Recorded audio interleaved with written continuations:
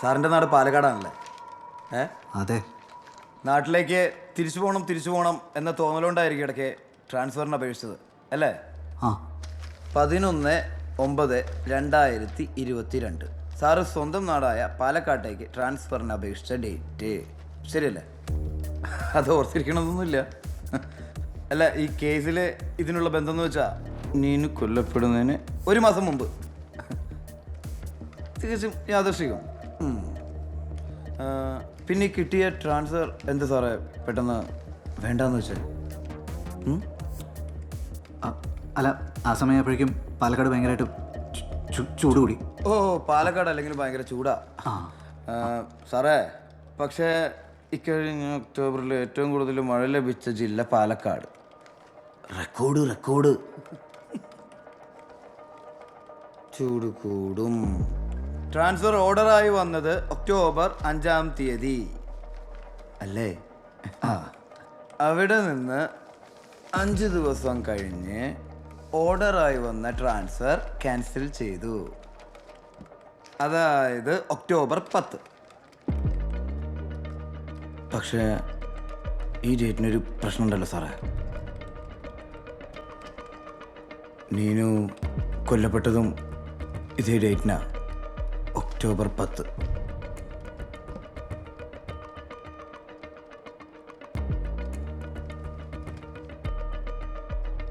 വളരെ ആകർഷകം അല്ലേ? ഒക്ടോബർ 10 നീനു കൊല്ലപ്പെട്ടതിന് മണിക്കൂറുകൾക്കുള്ളിൽ കിട്ടിയ ട്രാൻസ്ഫർ സാർ ക്യാൻസൽ ചെയ്തു. അല്ല സാറേ, ഞാൻ പറയാം. ഒരു നിരപരാധിയായ പെൺകുട്ടി, അവൾ കൊല്ലപ്പെടുകയും അവളുടെ ഘാതകരെ നിയമത്തിനു മുൻപിൽ കൊണ്ടുവരാൻ ഒരു പോലീസ് ഓഫീസറിനുണ്ടായ ആത്മാർത്ഥമായ അർപ്പണബോധം, അതല്ലേ സാറേ? അല്ല സാറേ, ആ സ്റ്റേഷൻ പരിധിയിൽ തുടരുകയും ആ കേസ് ഏറ്റെടുക്കുകയും അത് വളരെ വിജയകരമായി അവസാനിപ്പിച്ച് കോടതിയുടെ മുന്നിൽ എത്തിക്കുകയും ചെയ്തു. വളരെ അഭിനന്ദനാർഹമാണ് അല്ലേ? അർപ്പണബോധം, ആത്മാർത്ഥത, സത്യസന്ധത അല്ലേ സാറേ? അല്ലേ സാറേ? അതെ. ബഹുമാനപ്പെട്ട കോടതി, ഞാൻ മുന്നേ സബ്മിറ്റ് ചെയ്ത പെൻഡ്രൈവിലെ ഫോൾഡർ 2-ലെ ഒരു വീഡിയോ, അത് ദയവ് ചെയ്ത് കോടതി ഒന്ന് കാണണം.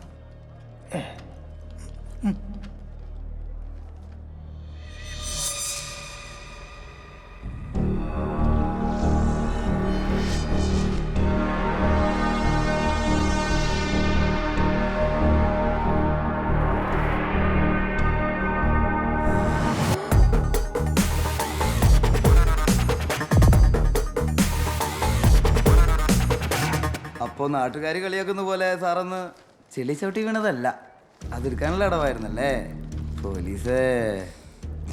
ഇനി പറ സാറേ, സാറിൻ്റെ കീ ചെയിൻ്റെ എംബ്ലം എങ്ങനെ നീനുവിൻ്റെ വീടിന് മുറ്റത്തെത്തി? ബഹുമാനപ്പെട്ട കോടതി, അതിൻ്റെ നെക്സ്റ്റ് ഫോൾഡറിലുള്ള വീഡിയോ ക്ലിപ്സ് സാറിൻ്റെ വീട്ടിലെ അന്നത്തെ ദിവസത്തെ CCTV ഫുട്ടേജുകളാണ്. ദയവ് ചെയ്ത് അതുകൂടി ഒന്ന് കാണണം. ഇത് സാറ് രാവിലെ തന്നെ 5 മണിക്ക് വീട്ടിൽ നിന്നിറങ്ങി പോകുന്ന CCTV വിഷ്വൽസാണ്. അടുത്ത ക്ലിപ്പ് സാറ് വീട്ടിലേക്ക് തിരിച്ചു വരുന്നതാണ്, കൃത്യം 7 മണിക്ക്, അന്ന് രാവിലെ തന്നെ. ഈ വിഷ്വൽസൊക്കെ സാറ് ബുദ്ധിപൂർവ്വം നശിപ്പിച്ച് കളഞ്ഞതായിരുന്നു. പേപ്പറും തുണിയൊക്കെ കത്തിച്ച് തെളിവ് നശിപ്പിക്കുന്ന പോലെയല്ല ഹാർഡ് ഡിസ്കിലെ ഡാറ്റ ഡിലീറ്റ് ചെയ്ത് 2 വട്ടം ഫോർമാറ്റ് ചെയ്യുന്നത്. ടെക്നോളജിയൊക്കെ അവിടെ നിന്ന് ഒരുപാട് വളർന്നു സാറേ. പിന്നെ ATM നിന്ന് പണം എടുക്കുന്നൊരു ക്ലിപ്പുണ്ട് സാർ. അത് തമ്മനം ജംഗ്ഷനിലുള്ള ഒരു ATM ആണ്.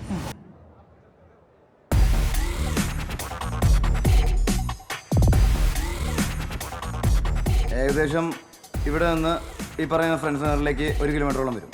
ആ ഭാഗത്തേക്കാണ് സാറ് നടന്നു പോയിക്കൊണ്ടിരിക്കുന്നത്. കാർ അവിടെ പാർക്ക് ചെയ്തിട്ട് നീനു കൊല്ലപ്പെട്ട തലേന്ന് രാത്രിയും പിറ്റേന്ന് വെളുപ്പിനുമായി 4 അക്കൗണ്ടുകളിൽ നിന്ന് ATM വഴി 1 ലക്ഷം രൂപ പിൻവലിച്ചിട്ടുണ്ട്. ഇത് സാറിൻ്റെയും അദ്ദേഹത്തിൻ്റെ വൈഫിൻ്റെയും ഒക്ടോബർ മാസത്തിലെ ബാങ്ക് സ്റ്റേറ്റ്മെൻറ്റാണ്. അത് ഞാൻ നേരത്തെ അവിടെ സമർപ്പിച്ചിട്ടുണ്ട്. നീനുവിൻ്റെ മിസ്സിംഗ് ആയ ഫോൺ കണ്ടെടുക്കാൻ പറ്റിയില്ലെന്നാണ് ചാർജ് ഷീറ്റിൽ രേഖപ്പെടുത്തിയിട്ടുള്ളത്. പക്ഷേ ഗൂഗിളിലോ വാട്സപ്പിലോ ക്ലൗഡിലോ ഉള്ള ചാറ്റെങ്കിലും ഈസിയായി കണ്ടെടുക്കാമായിരുന്നു.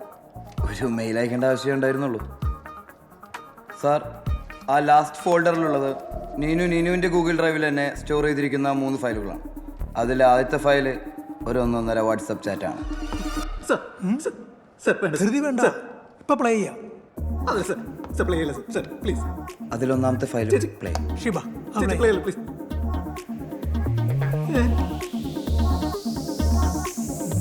ഇതെന്തോ ഓല ദിനേശ്. ഓല ദിനേഷ് അല്ല സാറേ, അത് ഊള ദിനേഷ്. അങ്ങനെയാണ് നീനു അത് സേവ് ചെയ്തിട്ടുള്ളത്. ഓ നല്ല കറക്റ്റ് പേര് അവളെ സേവ് ചെയ്തേക്കുന്നത്, ഊള ദിനേശ്. മിണ്ടായിരുന്നു അവിടെ, എല്ലേ കൂട്ടി കയറി നിൽക്കേണ്ടി വരും.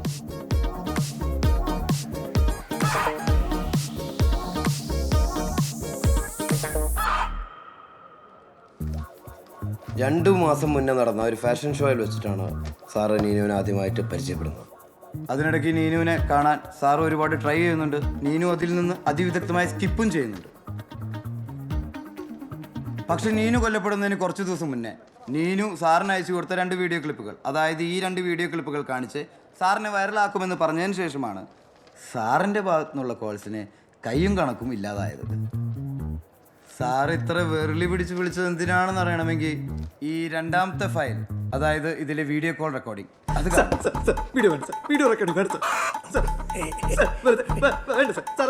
സ്ത്രീകൾക്ക് കാണാൻ പറ്റാത്ത വല്ലതുണ്ടോ ഇതില്? ചേമ്പറി കണ്ടോളാം ഞാൻ.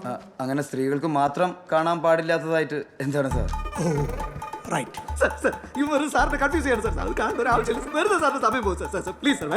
Okay okay thank you sir, thank you sir. Plate 2ാമത്തെ ഫയൽ.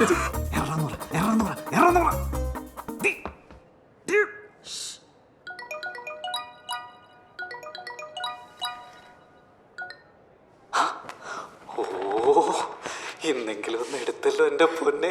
എത്ര നാളായിട്ട് ഞാൻ കാത്തിരിക്കാന്നറിയാം. അതുകൊണ്ടാ എടുത്തേ. ഇനി ഞാൻ കാരണം നാട്ടിലെ ക്രമസമാധാനം നശിക്കണ്ടല്ലോ. തന്നെ കണ്ട അന്ന് മുതൽ എൻ്റെ ക്രമസമാധാനം പോയിക്കൊണ്ടിരിക്കുക. എപ്പം നോക്കിയാലും എനിക്കൊരൊറ്റ വിചാരമുള്ളൂ, താൻ താൻ താൻ. അയ്യോ, അങ്ങനെയായി എന്ത് ചെയ്യും? വലിയ ഉത്തരവാദിത്തമുള്ള ജോലിയല്ലേ? എന്ത് ഉത്തരവാദിത്വം? അതിനൊക്കെ ഇവിടെ കീഴുദ്യോഗസ്ഥരില്ലേ? നമ്മൾ ചുമ്മാ അത് ചെയ്യുന്നൊക്കെ അവരോട് പറഞ്ഞ പോരെ. വീട്ടിൽ മീൻ മാച്ചിട്ട് വരുന്നവരെ അവരല്ലേ, നല്ലല്ലേ? സാറിന് നല്ല ഫിറ്റ് ബോഡിയാണല്ലോ. ഡെയിലി വർക്കൗട്ട് ചെയ്യോ? പിന്നെ അതല്ലേ എൻ്റെ ആരോഗ്യത്തിൻ്റെ രഹസ്യം. കഴിഞ്ഞ ദിവസം നമ്മുടെ പോലീസ് ക്ലബ്ബിൽ കമ്മീഷണർ വന്നപ്പോൾ ഞാനായിട്ട് പഞ്ച് പിടിക്കാൻ വന്നു, വെള്ളത്തിൻ്റെ പുറത്ത്. കമ്മീഷണർ സാറോ? പിന്നെ ഞങ്ങൾ മച്ച കമ്പനിയല്ലേ. യൂണിഫോം അടിച്ചിട്ട് ഇപ്പോഴും പുള്ളി തന്നെ അല്ല, ഞാൻ പുള്ളിനെ ബാലാന്ന് വിളിക്കാം. ഓ, എന്നിട്ട് പഞ്ച് പിടിച്ചിട്ട് ജയിച്ചോ? പിന്നെ ജയിക്കില്ലേ. അപ്പൊ പുള്ളി ഇപ്പോഴും മറ്റേ കയ്യിൽ മറ്റേ കൈയോട് ചെല്ലുന്ന പൗച്ചില്ലേ, അതിട്ട് നടക്കുക. Airline fracture. ബെസ്റ്റ് തീരുമാനമായി. അതൊക്കെ പോട്ടെ. നീന ഉറങ്ങുമ്പോ ഇങ്ങനത്തെ ഡ്രസ്സാണ് ഇടുന്നത്. ഇപ്പോ ഉറങ്ങുമല്ലോ. അപ്പൊ ഉറങ്ങുമ്പോ മാറ്റും ചേച്ചി. എന്നാ ഉറങ്ങിക്കോ. ശരി സർ, ഗുഡ് നൈറ്റ്. അയ്യോ അങ്ങനെ പോവല്ലേ, കുറച്ചു നേരം നമുക്ക് പേഴ്സണൽ ആയിട്ടൊക്കെ ഒന്ന് സംസാരിക്കണ്ടേ? സാറിന് ഭാര്യ കേക്കില്ലേ നമ്മളിങ്ങനെ സംസാരിക്കുന്നത്? ആ സൈക്കോ അവിടെ വെട്ടിയെടുത്ത് അടിക്കഷ്ണം പോലെ കിടപ്പുണ്ടോ, വെറുതെ അവളെ പറ്റി സംസാരിക്കില്ല. എന്റെ mood so sad. It's really sad.